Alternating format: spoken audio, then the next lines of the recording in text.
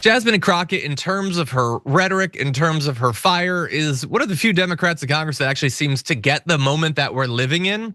And she demonstrated that recently on The View, where she shut down former Trump aide Alyssa Farah-Griffin, who tried to deliver some good news, which we're gonna fact check as well. But I liked Jasmine Crockett's response, which you'll see here.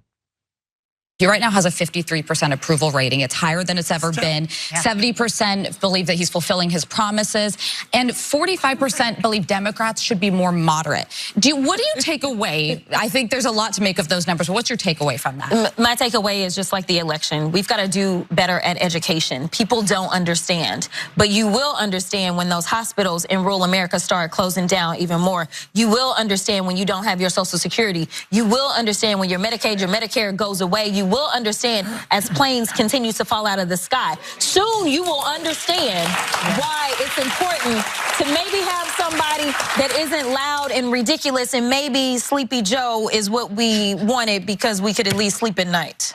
Yeah. Strong response.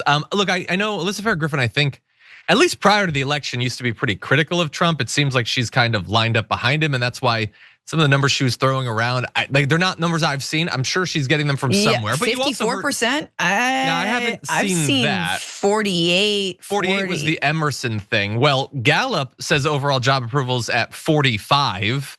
I don't know if Gallup's allowed on The View, but so that's 45. And then you can see that his positions and all these policies also are more disapproved than they are approved. That's immigration, foreign affairs, the economy, foreign trade, the situation in Ukraine, the situation in the Middle East, all of them. And by the way, okay, I apologize. Our producers are too good sometimes. They're multiple steps ahead of me. The 53% she's referenced was Gallup 2 weeks ago. Why is she using the old numbers?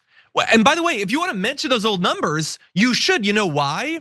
Because it is amazing if in a 2-week span, he drops from 53 to 44%. Yeah. That's a massive drop. And I'm glad to see it. And by the way, a couple weeks ago, I showed you not only what people think about Trump now, but I showed you his historic approval rating in the first year of his presidency and how fast it dropped. And I told you he's being way more aggressive this time around. And so the numbers are likely to drop even faster.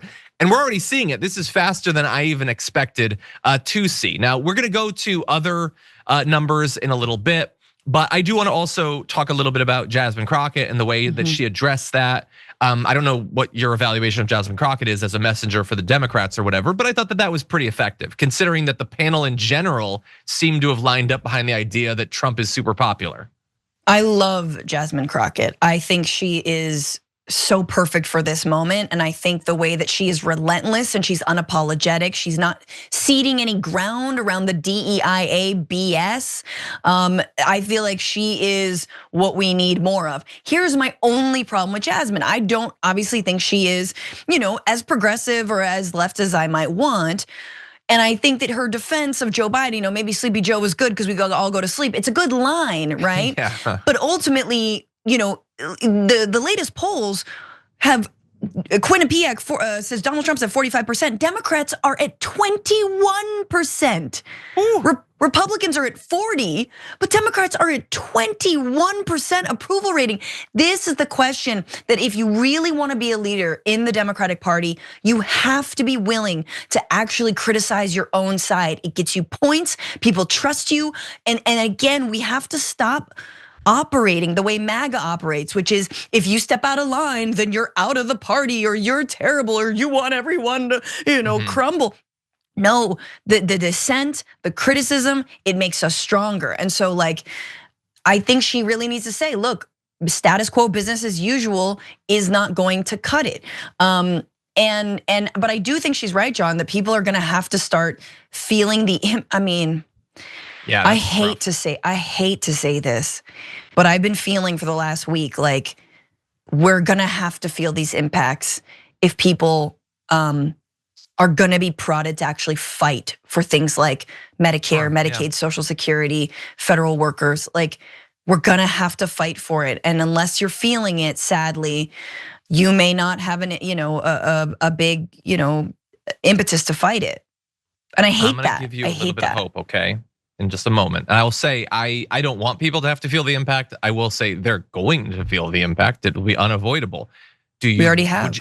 Would you like to make eggs someday? I know I have fond memories of scrambled eggs. Oh, someday. Would you like to fly? Would you like to fly safely? I mean, eggs are maybe a little bit, that's whatever, but exactly.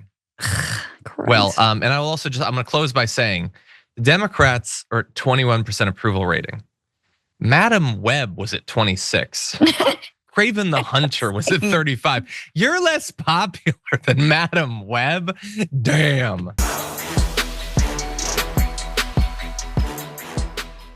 Members make a difference here at TYT. You help make the show happen, and we see you in the chat with your loyalty badge. Click the join button to become a member today.